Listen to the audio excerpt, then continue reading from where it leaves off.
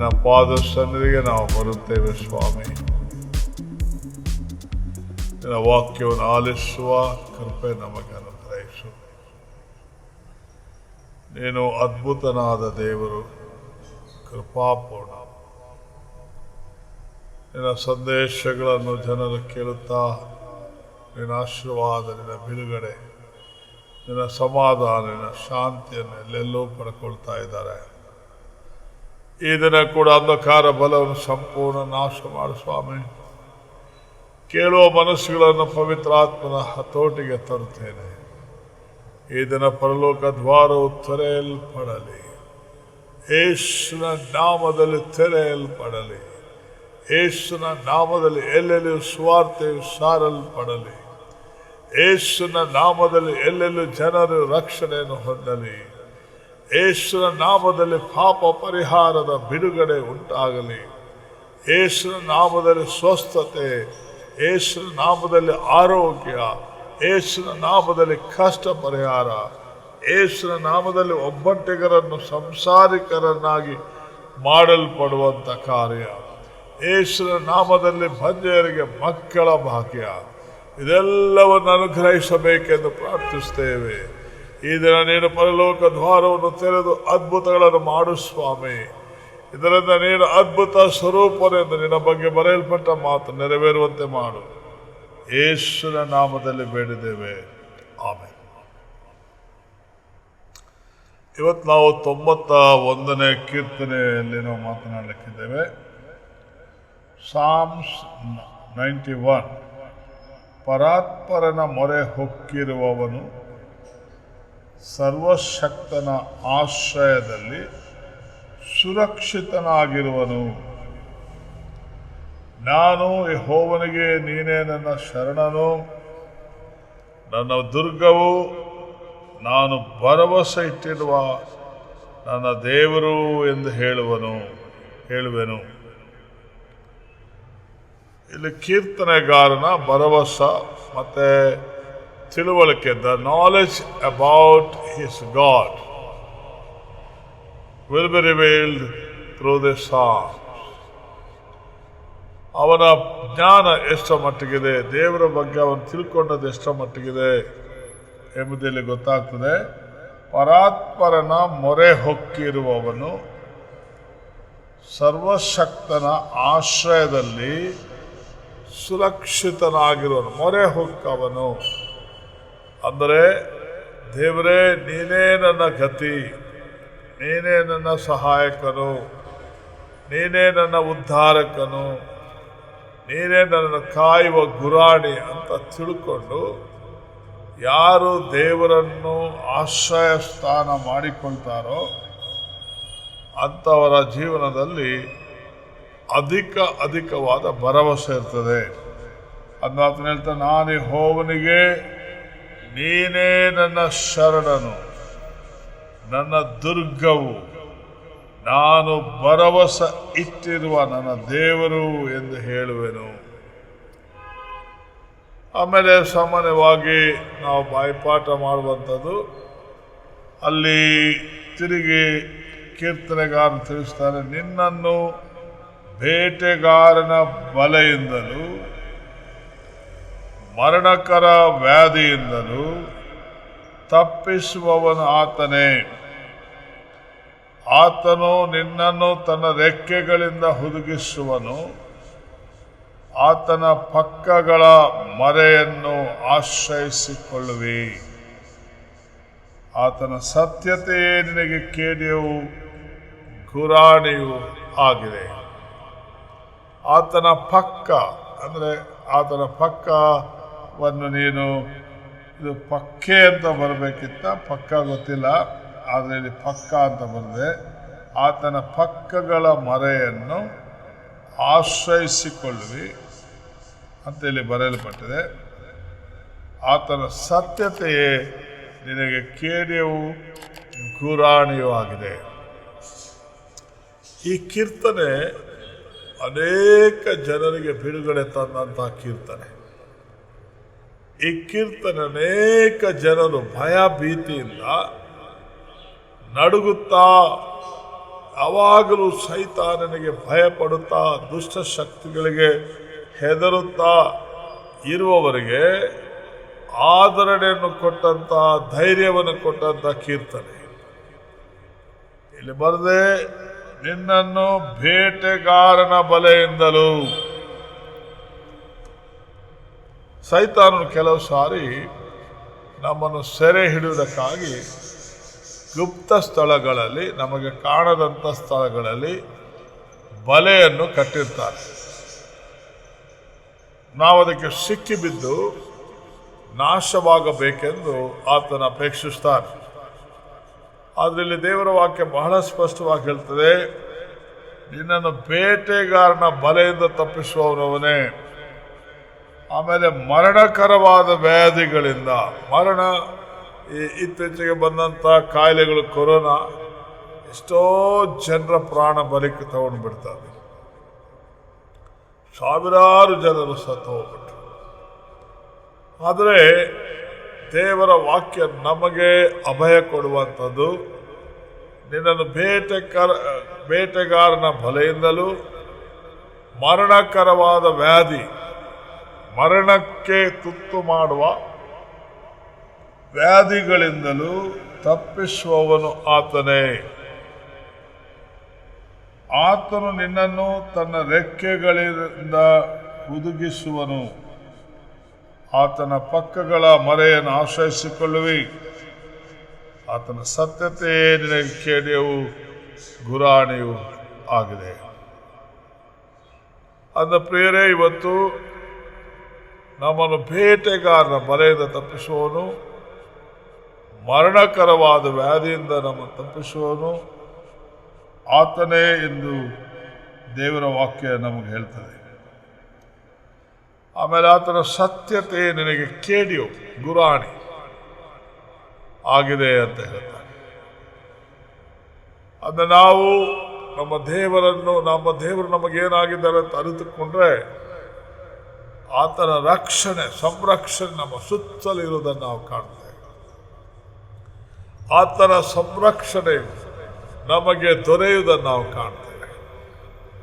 ಅಂದ ಈ ಒಂದು ಸಂದರ್ಭದಲ್ಲಿ ದೇವರ ವಾಕ್ಯ ನಾವು ಕೇಳ್ತಾ ಇದ್ದೇವೆ.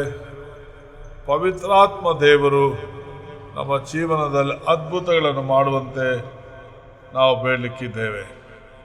ಅನೇಕ ಸಾರಿ ನಮಗೆ ಭಯ, ಭೀತಿ ಉಂಟಾಗುವುದು ಸಹಜ, ಹೆದರಿಕೆ. ಆದರೆ ಕೀರ್ತನೆಗಾರನು ಹೇಳ್ತಾನೆ, ನನಗೆ ಹೆದರಿಕೆ ಉಂಟಾದಾಗ ನಾನು ನಿನ್ನನ್ನೇ ಆಶ್ರಯಿಸಿಕೊಳ್ತೇನೆ, ನರ ಪ್ರಾಣಿಗಳು ನನಗೆ ಮಾಡುವುದೇನು ಅಂತ ಹೇಳ್ತಾರೆ. ನರ ಪ್ರಾಣಿಗಳು. ಆದ್ದರಿಂದ ಇಲ್ಲಿ ನಮ್ಮ ಜೀವನದಲ್ಲಿ ಸೈತಾನ ಅನೇಕ ಸಾರಿ ನಮ್ಮನ್ನು ಹೆದರಿಸಿ ಬೆದರಿಸಲಿಕ್ಕೆ ನೋಡ್ತಾನೆ. ಆದರೆ ದೇವರ ಕೃಪೆ ನಮ್ಮ ಮೇಲೆ ಇರೋದ್ರಿಂದ ನಮಗೆ ಹೆದರಿಕೆ ಉಂಟಾದಾಗ ನಾವು ದೇವರನ್ನು ಆಶ್ರಯಿಸಿಕೊಂಡ್ರೆ, ಆತನು ನಮ್ಮ ಪಕ್ಷದಲ್ಲಿ ನಿಂತು ಯುದ್ಧ ಮಾಡಿ ನಮ್ಮನ್ನು ಸಂರಕ್ಷಿಸಿ ಎಲ್ಲ ದುಷ್ಟರ ಕೈಯಿಂದ ನಮ್ಮನ್ನು ತಪ್ಪಿಸ್ತಾನೆ. ಅದನ್ನ ಕೀರ್ತನೆಗಾರನು ಹೇಳ್ತಾನೆ, ನರ ಪ್ರಾಣಿಗಳು ನನಗೆ ಮಾಡುವುದೇನು? What can they do? The people, those who are breathing in their nostrils, what they can do?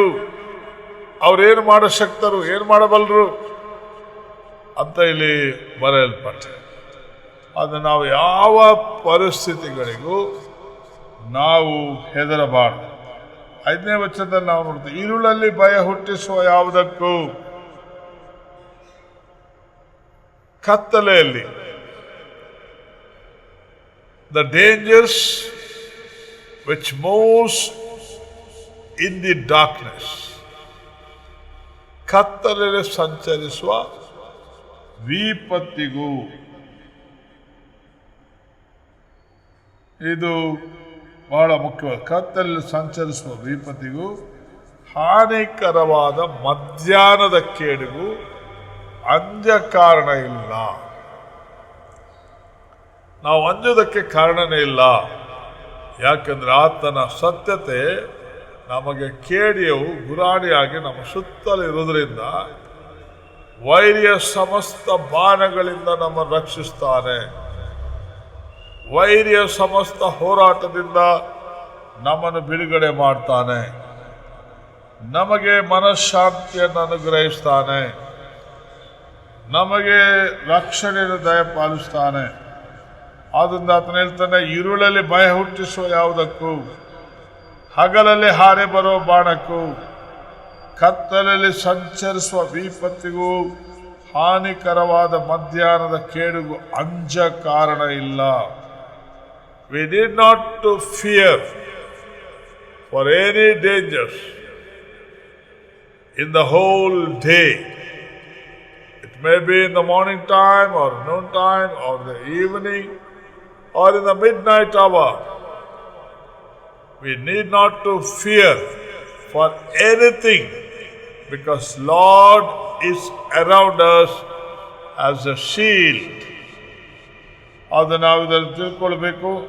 ಆಮೇಲೆ ಮುಂದೆ ನಿನ್ನ ಮಗ್ಗುಲಲ್ಲಿ 1000 ಜನರು, ನಿನ್ನ ಬಲಗಡೆಯಲ್ಲಿ 10,000 ಜನರು ಬಿದ್ದು ಸತ್ತರು, ನಿನಗೇನು ತಟ್ಟದು, ಹೆದರಬೇಡ, ನಿನಗೇನು ತಟ್ಟದು.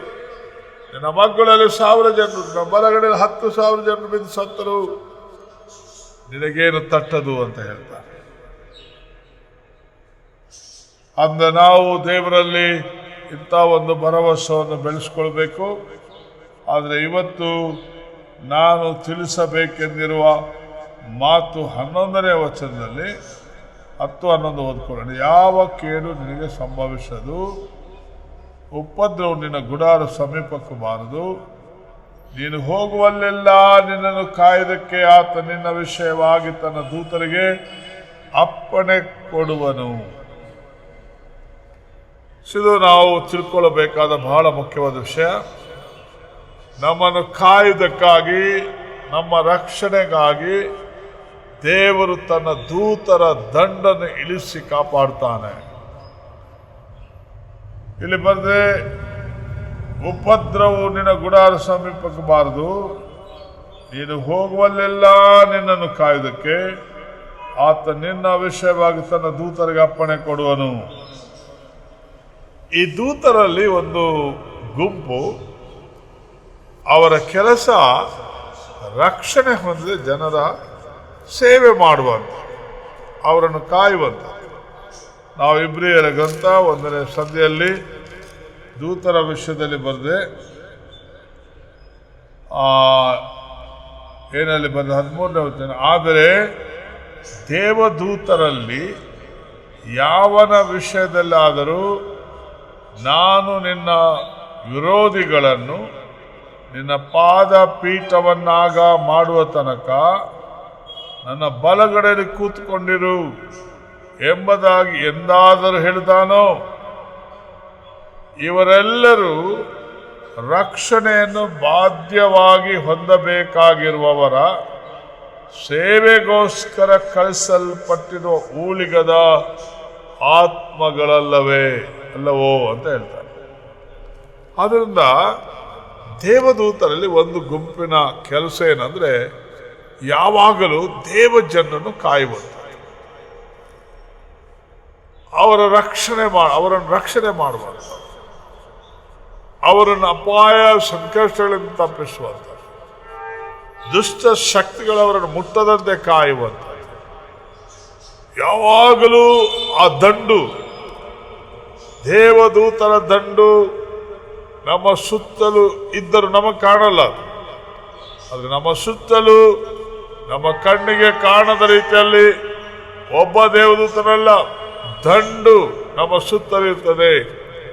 ಯಾಕಂದ್ರೆ ನಮ್ಮ ಸಂರಕ್ಷಣೆಗಾಗಿ ದೇವರು ತನ್ನ ದೂತರನ್ನು ನೇಮಿಸಿದ್ದಾನೆ. ಇವರನ್ನು ದ ಮಿನಿಸ್ಟರಿಂಗ್ ಸ್ಪಿರಿಟ್ಸ್ ಅಂತ ಬರೆಯಲ್ಪಟ್ಟಿದೆ.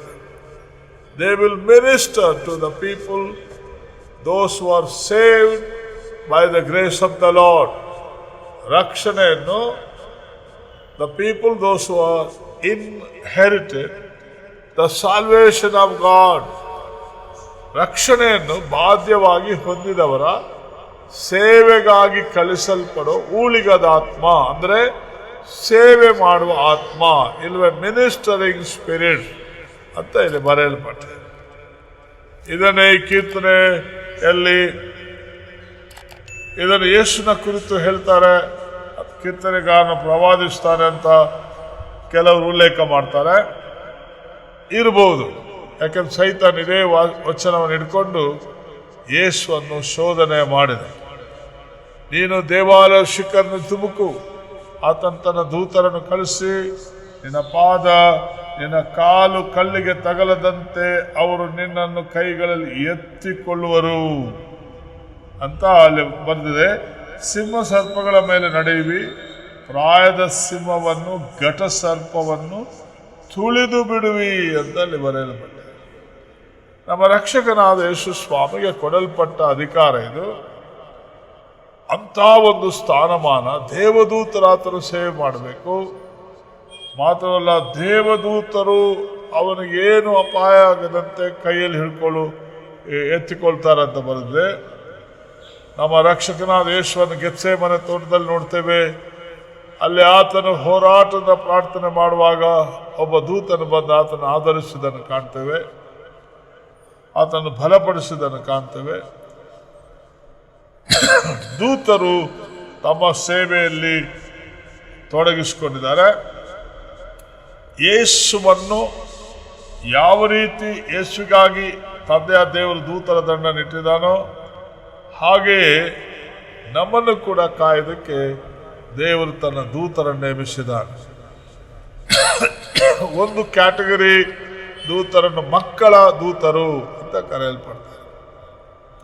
ದೇವರನ್ನು ನಂಬಿದವರ ಮಕ್ಕಳನ್ನು ಕಾಯ್ದಕ್ಕಾಗಿ, ಅವರಿಗೆ ಅಪಾಯ ಆಪತ್ತುಗಳು ಬರದಂತೆ ಅವರ ಸಂರಕ್ಷಣೆಗಾಗಿ ಒಂದು ಗುಂಪಿನ ದೇವದೂತರು ಇರ್ತಾರೆ, ಮಕ್ಕಳ ದೇವದೂತರು. ಒಂದು ಸಾರಿ ಒಬ್ಬ ದೇವರ ಸೇವಕನಿಗೆ ದರ್ಶನ ಆಗುತ್ತೆ. ಆ ದರ್ಶನದಲ್ಲಿ ಒಬ್ಬ ಮಹಾ ವ್ಯಕ್ತಿ ನಿಂತಿದ್ದಾನೆ, ಮಹಾನುಭಾವನು, ಬಹಳ ದೊಡ್ಡ ಶರೀರ, ಬಹಳ ಎತ್ತರ ಇರುವವನು. ಆತನ ನೋಡಿಬಿಟ್ಟು ಇವನಿಗೆ ಭಯ ಆಗ್ಬಿಡ್ತದೆ ದೇವರ ಸೇವಕನಿಗೆ, ಆ ವ್ಯಕ್ತಿಯನ್ನು ನೋಡಿ. ಆಗ ಕರ್ತನನ್ನು ಕೇಳಿಕೊಳ್ತಾನೆ, ಕರ್ತನೇ ಇದು ಯಾರು ಅಂತ ಕೇಳ್ತಾನೆ. ಇದು ನಿನ್ನನ್ನು ಕಾಯುವ ದೂತನು ಅಂತ ಹೇಳ್ತಾನೆ ದೇವರು. ನೀನೀಗ ಪ್ರಾಯದವನಾಗಿರ್ಬೋದು, ನೀನು ಮುದುಕನಾಗಿರ್ಬೋದು, ನಾನು ನಿನ್ನನ್ನು ಕಾಯ್ದಕ್ಕೆ ನಿನ್ನ ಮಗುವಿರುವಾಗ ಯಾವ ರೀತಿ ಒಬ್ಬ ದೇವದೂತನನ್ನು ಕಾವಲಿರಿಸಿದೇನೋ ಹಾಗೆ ಈಗಲೂ ಅವರು ನಿನ್ನನ್ನು ಕಾಯ್ದಕ್ಕೆ ನಿನ್ನೊಟ್ಟಿಗಿದ್ದಾರೆ ಅಂತ ಹೇಳ್ತಾರೆ. ಈ ದೇವರ ಮಾತನ್ನು ಕೇಳಿದಾಗ ಆತನಿಗೆ ತುಂಬ ಆಶ್ಚರ್ಯ ಆಗುತ್ತೆ. ನಾನು ಒಬ್ಬಂಟಿಗನಲ್ಲ, ನನ್ನ ಜೊತೆಯಲ್ಲಿ ದೇವದೂತರಿದ್ದಾರೆ, ನಾನು ಹೋಗುವಲ್ಲೆಲ್ಲ ನನ್ನನ್ನು ಕಾಯ್ದಕ್ಕೆ ಅವರು ನನ್ನೊಟ್ಟಿಗಿದ್ದಾರೆ ಎಂಬ ಭರವಸೆ ಅವನಿಗೆ ಉಂಟಾಯಿತು. ಅಂದ ಪ್ರಿಯರೇ, ಈ ದಿನ ನಮ್ಮ ರಕ್ಷಕರು, ನಮ್ಮ ದೇವರು ನಮಗೋಸ್ಕರ ಚಿಂತಿಸುವ ದೇವರು, ನಮ್ಮ ಹಿತ ಚಿಂತನೆಯನ್ನು ವಹಿಸುವವನು, ನಮ್ಮೆಲ್ಲ ವಿಷಯಗಳಲ್ಲಿ ಆಸಕ್ತಿ ಉಳ್ಳವನು. God is interested even in the minute things of our lives. Minute things. ನಮ್ಮ ಜೀವನದ ಅತೀ ಚಿಕ್ಕ ವಿಷಯದಲ್ಲಿ ಕೂಡ ಆತನು ಆಸಕ್ತಿ ಉಳ್ಳವನಾಗಿದ್ದಾನೆ. ಆದ್ದರಿಂದ ಆ ದೇವರ ಬಳಿಗೆ ನಾವು ಯಾವ ವಿಷಯನೂ ಕೂಡ ತಗೊಂಡು ಹೋಗ್ಬೋದು, ಅದು ಚಿಕ್ಕದಿರ್ಬೋದು ದೊಡ್ಡದಿರ್ಬೋದು. ಆತನು ಬೇಸರ ಪಟ್ಟುಕೊಳ್ಳುವುದೇ ಇಲ್ಲ. ನಾವು ಯಾವಾಗಲಾದರೂ ಹೋಗಲಿ ಆತನು ಸಂತೋಷದಿಂದ ನಮಗೋಸ್ಕರ ಸಹಾಯ ಮಾಡಲಿಕ್ಕೆ ಆತನು ಸಿದ್ಧನಿದ್ದಾನೆ. ಅದು ದೇವರ ವಾಕ್ಯ ಹೇಳ್ತದೆ, ಕಾಲೋಚಿತವಾದ ಸಹಾಯವನ್ನು ಹೊಂದುವುದಕ್ಕಾಗಿ ಕೃಪಾಸನದ ಮುಂದೆ ಯಾವಾಗಲೂ ಆದರೂ ಬರ್ಬೋದು. We can come to the presence of God who is seated on the throne of grace to get all our needs and support and help. We can come at any time and seek the Lord for our help. He is called our help. ನಾನು ನಿನಗೆ ಸಹಾಯ ಮಾಡುತ್ತೇನೆ.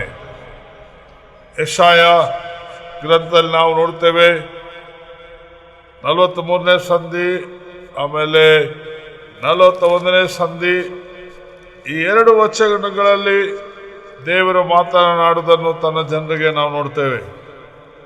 ಅಲ್ಲಿ ಆತನು ಹೇಳ್ತಾನೆ 1ನೇ ವಚನದಿಂದ, ಈಗಲಾದರೂ ಯಾಕೋಬ ವಂಶವೇ, ಇಸ್ರಾಯೇಲ್ ಸಂತಾನವೇ, ನಿನ್ನನ್ನು ಸೃಷ್ಟಿಸಿ ರೂಪಿಸಿದವನಾದ ಯೆಹೋವನು ಹೀಗನ್ನುತ್ತಾನೆ, ಭಯಪಡಬೇಡ, ನಾನು ನಿನ್ನನ್ನು ವಿಮೋಚಿಸಿದೆನಲ್ಲ, ನಿನ್ನ ಹೆಸರಿಡಿದು ಕರೆದೆನಲ್ಲ, ನೀನು ಹೋಗು, ನೀನು ನನ್ನವನೇ, ನೀನು ಜಲರಾಶಿಯನ್ನು ಹಾದು ಹೋಗುವಾಗ ನಾನು ನಿನ್ನ ಸಂಗಡ ಇರುವೆನು, ನದಿಗಳನ್ನು ದಾಟುವಾಗ ಅವು ನಿನ್ನನ್ನು ಮುಳುಗಿಸಾವು, ಉರಿಯಲ್ಲಿ ನಡೆಯುವಾಗ ನೀನು ಕಂದದಿರುವಿ, ಜ್ವಾಲೆಯು ನಿನ್ನನ್ನು ದಹಿಸದು. ಯೆಹೋವನೆಂಬ ನಾನು ನಿನ್ನ ದೇವರಾಗಿದ್ದೇನಷ್ಟೇ, ಇಸ್ರಾಯೇಲರ ಸದಮಲ ಸ್ವಾಮಿಯಾದ ನಾನು ನಿನ್ನ ರಕ್ಷಕನು ಅಂತ ಇಲ್ಲಿ ಹೇಳ್ತಾನೆ. ಆಮೇಲೆ ಮುಂದೆ ಹೇಳ್ತಾನೆ, ಐಗುಪ್ತವನ್ನು ನಿನ್ನ ವಿಮೋಚನೆಗೆ ಈಡು ಮಾಡಿದ್ದೇನೆ, ನಿನಗೆ ಬದಲ ಕೂಶ್ ಮತ್ತು ಶೇಬಾ ಸೀಮೆಗಳನ್ನು ಕೊಟ್ಟಿದ್ದೇನೆ. ನೀನು ನನ್ನ ದೃಷ್ಟಿಯಲ್ಲಿ ಮಾನ್ಯನು ಪ್ರಿಯನಾಗಿರುವುದರಿಂದ ನಾನು ನಿನಗೆ ಬದಲಾಗಿ ಮನುಷ್ಯರನ್ನು, ನಿನ್ನ ಪ್ರಾಣಕ್ಕೆ ಪ್ರತಿಯಾಗಿ ಜನಾಂಗಗಳನ್ನು ಕೊಡುವೆನು. ಭಯಪಡಬೇಡ, ನಾನು ನಿನ್ನ ಸಂಗಡ ಇದ್ದೇನೆ ಅಂತ ದೇವರು ತನ್ನ ಜನರನ್ನು ಆಧರಿಸುವುದನ್ನು ನಾವು ನೋಡ್ತೇವೆ. ನಮ್ಮ ರಕ್ಷಕನಾದ ಯೇಸು ಸ್ವಾಮಿಗೆ ಯಾವ ರೀತಿ ತಂದೆಯಾದ ದೇವರು ದೂತರ ದಂಡನ್ನು ಇಳಿಸಿದಾನೋ, ಹಾಗೆ ನಮಗೂ ಕೂಡ ನಮ್ಮ ರಕ್ಷಕನಾದ ಯೇಸು ಸ್ವಾಮಿ ದೂತರ ದಂಡನ್ನು ಇಳಿಸಿ ನಮ್ಮನ್ನು ಕಾಯ್ತಾನೆ. ಆದ್ರಿಂದ ಆ ದೂತರ ದಂಡು ನಮ್ಮ ರಕ್ಷಣೆಗಾಗಿ ಯಾವಾಗಲೂ ನಮ್ಮ ಜೊತೆಲಿರ್ತದೆ. ಅದನ್ನು ನಾವು ಯಾವ ಸಂಗತಿಗೂ ಭಯಪಡದೆ ಯಾವಾಗಲೂ ಸಂತುಷ್ಟರಾಗಿರಬೇಕು. ಹೆದರದಿರು ನನ್ನ ಮನವೇ, ಹೆದರದಿರು ನನ್ನ ಮನವೇ, ಹೆದರದಿರು ನನ್ನ ಮನವೇ, ಹೆದರದಿರು ನನ್ನ ಮನವೇ. ಇಲ್ಲಿ ನಾವು ಹೆದರಬಾರ್ದು, ಬೆದರಬಾರ್ದು. ಯಾಕಂದ್ರೆ ನಮ್ಮನ್ನು ಕಾಯ್ದಕ್ಕಾಗಿ ದೇವರು ಯಾವಾಗಲೂ ಎಚ್ಚರವುಳ್ಳವನಾಗಿದ್ದಾನೆ, ನಮ್ಮನ್ನು ನೋಡ್ತಾ ಇರ್ತಾನೆ. ನಮ್ಮ ರಕ್ಷಣೆಗಾಗಿ ಕೆಲವು ಸಾರಿ ದೇವದೂತರಲ್ಲ, ತಾನೇ ನಮ್ಮ ರಕ್ಷಣೆಗಾಗಿ ಓಡಿ ಬಂದ್ಬಿಡ್ತಾನೆ. ಯಾಕಂದ್ರೆ ನಾವು ಆತನ ದೃಷ್ಟಿಯಲ್ಲಿ ಮಾನ್ಯರು, ಪ್ರಿಯರು, ಅಮೂಲ್ಯರು ಅಂತ ಹೇಳ್ತಾನೆ. You are so precious in my sight, he says. And you are honorable. ನೀನು ಘನತೆಗೆ ಯೋಗ್ಯನು ಅಂತ ಹೇಳ್ತಾನೆ. You are precious. ನೀನು ಅಮೂಲ್ಯನು, ಮಾನ್ಯನು, ಆಮೇಲೆ ಪ್ರಿಯನು. You are my beloved, he says. ಪ್ರಿಯನು ಅದ ಎಂಥ ಒಂದು ಸ್ಥಾನಮಾನ ದೇವರು ನಮಗೆ ಅನುಗ್ರಹಿಸಿದ್ದಾನೆ. ನಾವು ಅಲ್ಪರಾಗಿದ್ದರು, ಗಣನೆಗೆ ಬಾರದವರಾಗಿದ್ದರು, ಕ್ರಿಸ್ತ ಯೇಸುವಿನ ಶ್ರಮದ ಮೂಲಕ ನಮಗೆ ಇಂಥ ಸ್ಥಾನಮಾನಗಳನ್ನು ತಂದಿದ್ದಾನೆ. ಆತನ ಮರಣ ಪುನರುತ್ಥಾನದ ಮೂಲಕ ನಮ್ಮನ್ನು ಧೂಳಿಯಿಂದ ಎತ್ತಿಬಿಟ್ಟಿದ್ದಾನೆ, ತಿಪ್ಪೆಯಿಂದ ಎಬ್ಬಿಸಿದ್ದಾನೆ, ಪ್ರಭುಗಳೊಂದಿಗೆ ಕೂಡಿಸಿಕೊಳ್ಳುವ ಮಹಾಪದವಿಗಳನ್ನು ನಮಗೆ ಕೊಟ್ಟಿದ್ದಾನೆ. ಅದನ್ನು ನಾವು ಯಾವ ಸಂಗತಿಗೂ ಭಯಪಡದೆ, ನಾಚಿಕೆ ಪಡದೆ, ಅವಮಾನಕ್ಕೆ ಗುರಿಯಾಗದೆ ಮುಂದೆ ಸಾಗುವಂತೆ ದೇವರು ನಮ್ಮ ಜೊತೆಲಿದ್ದು ನಮ್ಮಲ್ಲಿ ಕಾರ್ಯ ಮಾಡುತ್ತಾನೆ. ಈ ಸಮಯದಲ್ಲಿ ನಾವು ದೇವರನ್ನು ದೃಷ್ಟಿಸೋಣ. ದೃಷ್ಟಿಸೋ ಈ ಕ್ಷಣವೇ ಕಲ್ವಾರಿಯ ಪ್ರಿಯ ಪ್ರಭು ನಿಂಗಾಗಿ ನಿಂತಿರುವನು. ಶ್ರೇಷ್ಠ ರಕ್ಷಣೆ ಕೊಡುವ ಶ್ರೀಯೇಸುವು ಕ್ರೂಜೇಲಿ ತೂಗಾಡಿದನಲ್ಲವೋ,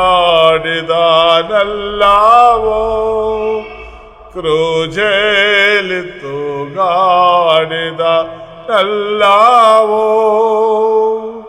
ನಮಗಿಂತ ಒಂದು ಸುಭದ್ರವಾದ ಜೀವನವನ್ನು ಕೊಡುವುದಕ್ಕಾಗಿ ಯೇಸು ಸ್ವಾಮಿ ಶಿಲುಬೆಯಲ್ಲಿ ಈ ಘೋರ ಸಂಕಟವನ್ನು ಅನುಭವಿಸಿ ನಮಗೋಸ್ಕರ ಪ್ರಾಯಶ್ಚಿತ್ತ ಯಜ್ಞವಾಗಿ ಅರ್ಪಿತನಾಗಿ ನಮ್ಮನ್ನು ದಾಸತ್ವದಿಂದ ಬಿಡಿಸಿ, ಸೈತಾನ ಗುಲಾಮತನದಿಂದ ನಮ್ಮನ್ನು ಬಿಡಿಸಿ, ನಮ್ಮ ರಕ್ಷಣೆಗಾಗಿ ದೂತರ ದಂಡನ್ನೇ ಇಟ್ಟಿದ್ದಾನೆ.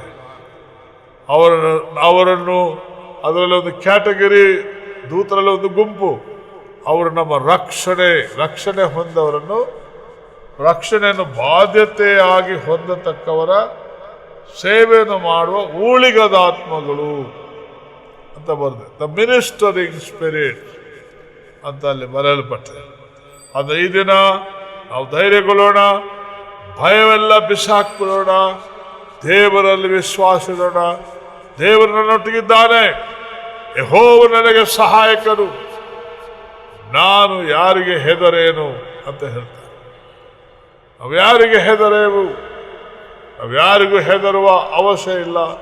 ಯಾಕಂದ್ರೆ ದೇವರು ನಮ್ಮ ಪಕ್ಷದಲ್ಲಿದ್ದಾನೆ, ನಮ್ಮ ಪಕ್ಷದಲ್ಲಿ ಯುದ್ಧ ಮಾಡುವವನಾಗಿದ್ದಾನೆ. ಈ ಸಮಯದಲ್ಲಿ ಇಂಥ ದೇವರನ್ನು ನಾವು ನೆನಪಿಸಿಕೊಳ್ಳೋಣ. ನಮ್ಮ ಪಕ್ಷದಲ್ಲಿ ಯುದ್ಧ ಮಾಡುವ ದೇವರು, ನಮಗಾಗಿ ಯುದ್ಧವನ್ನು ನಡೆಸುವ ದೇವರು, ನಮ್ಮನ್ನು ಯುದ್ಧ ಮಾಡಿ ಜಯಶಾಲಿಗಳನ್ನಾಗಿ ಮಾಡುವ ದೇವರು. ಅದನ್ನ ಅಪೊಸ್ತಲನಾದ ಪೌಲನು ರೋಮಾಯರಿಗೆ ಬರೆಯುವಾಗ 8ನೇ ಸಂಧಿ, ರೋಮಾಯ 8ನೇ ಸಂಧಿಯಲ್ಲಿ ಬರೆಯುವಾಗ ಆತನು ಹೇಳ್ತಾನೆ, ಇನ್ ಆಲ್ ದೀಸ್ ಥಿಂಗ್ಸ್, 37ನೇ ವಚನ, ಈ ಎಲ್ಲ ವಿಷಯಗಳಲ್ಲಿ ನಾವು ಪೂರ್ಣ ಜಯಶಾಲಿಗಳಾಗಿದ್ದೇವೆ ಅಂತ ಹೇಳ್ತೀವಿ.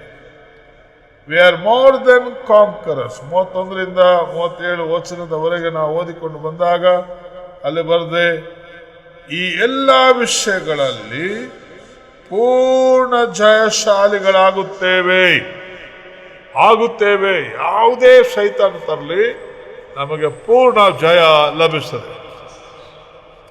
ನಾವು ಚಿಕ್ಕವರಿರುವಾಗ ಒಂದು ಕೋರಸ್ ಆಡ್ತಾ ಇದ್ದೆವು. ಆ ಕೋರಸ್ ಹೇಳ್ತದೆ, ನಾ ಪಾಪವೆಲ್ಲ ಬಿಟ್ಟು ಪೂರ್ಣ ಜಯ ಹೊಂದಿದೆ, ಪೂರ್ಣ ಜಯ ಹೊಂದಿದೆ, ಪೂರ್ಣ ಜಯ ಹೊಂದಿದೆ.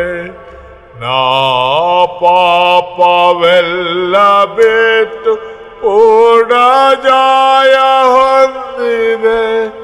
ಸ್ತೋತ್ರ ಯೇಸು ಸ್ವಾಮಿಗೆ.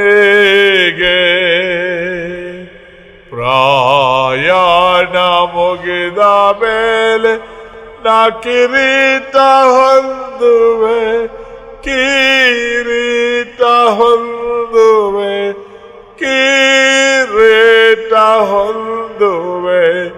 ಪ್ರಯಾಣ ಮುಗಿದ ಮೇಲೆ ಕಿರೀಟ ಹೊಂದುವೆ. ಪರಲೋಕ ರಾಜ್ಯದೋ, ಪರಲೋಕ ರಾಜ್ಯದೋ. ಎಂಥ ಒಂದು ವಿಶ್ವಾಸದ ಭರವಸದ ಹಾಡಿದು. ಆ ಪಾಪವೆಲ್ಲ ಬಿಟ್ಟು ಪೂರ್ಣ ಜಯ ಹೊಂದಿದೆ, ಪೂರ್ಣ ಜಯ ಹೊಂದಿದೆ. ಸ್ವಲ್ಪ ಜಯ ಅಲ್ಲ, ಪೂರ್ಣ ಅಂದರೆ ಪರಿಪೂರ್ಣ ಜಯ ನಮಗೆ ಕ್ರಿಸ್ತನ ಮೂಲಕ ಲಭಿಸ್ತದೆ. ಆದರೆ ಇವತ್ತಿನ ಪ್ರಸ್ತುತ ಸ್ಥಿತಿ ನೋಡಿ ನಾವು ಭಯಪಡಬಾರ್ದು. ಏನು ಸಂಭವಿಸ್ತಾ ಇದೆ ಅದನ್ನು ನಮ್ಮ ಕಣ್ಣಿಗೆ ಏನು ಕಾಣ್ತಾ, ಅದಕ್ಕೆ ನಾವು ಹೆದರಬಾರ್ದು. ನಾವು ನಮ್ಮ ದೃಷ್ಟಿಯನ್ನು ಎಲ್ಲಿಡಬೇಕು? ನಮ್ಮ ಯೇಸುವಿನ ಮೇಲೆ ಇಡಬೇಕು.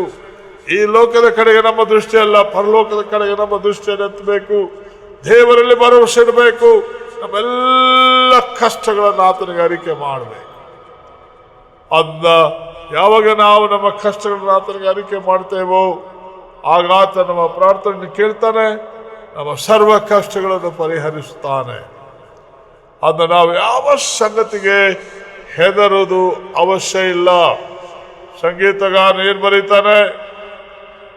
ಸರ್ವ ಕಷ್ಟ ಪರಿಹಾರ ಗೈವಂತ ಕ್ರಿಸ್ತ ಇದ್ದರೆ ನನಗೆಂತ ಭಾಗ್ಯ, ಆತ್ಮಕ್ಕೆಂತ ಸೌಖ್ಯವು.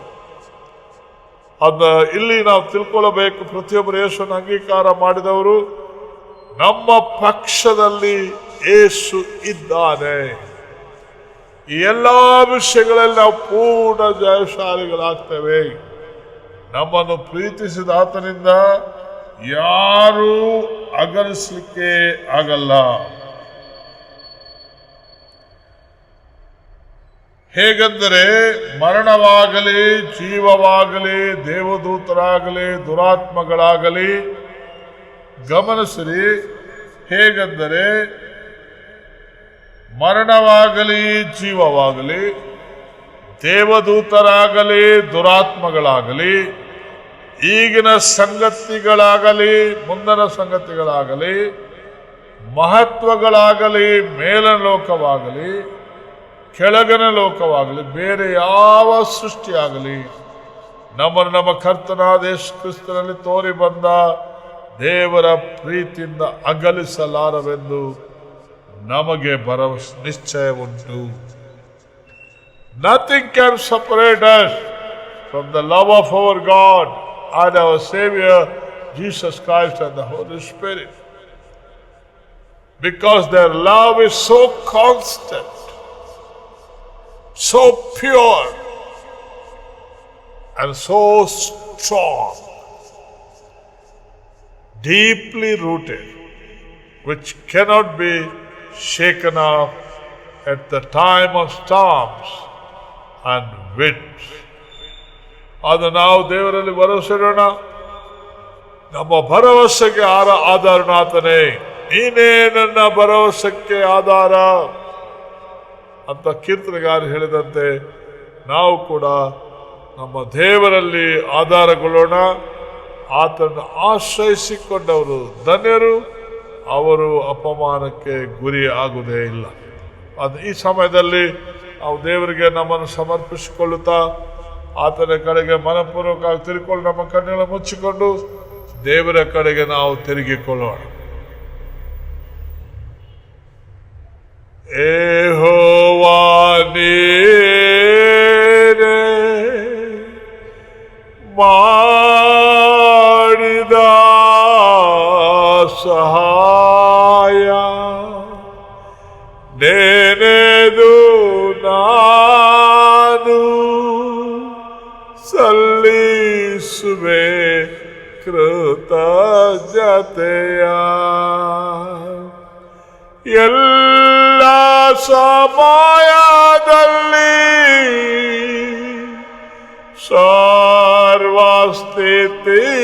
ಸರ್ವಸ್ಥಿತಿಗಳಲ್ಲಿ ಎಲ್ಲ ಸಮಯದಲ್ಲಿ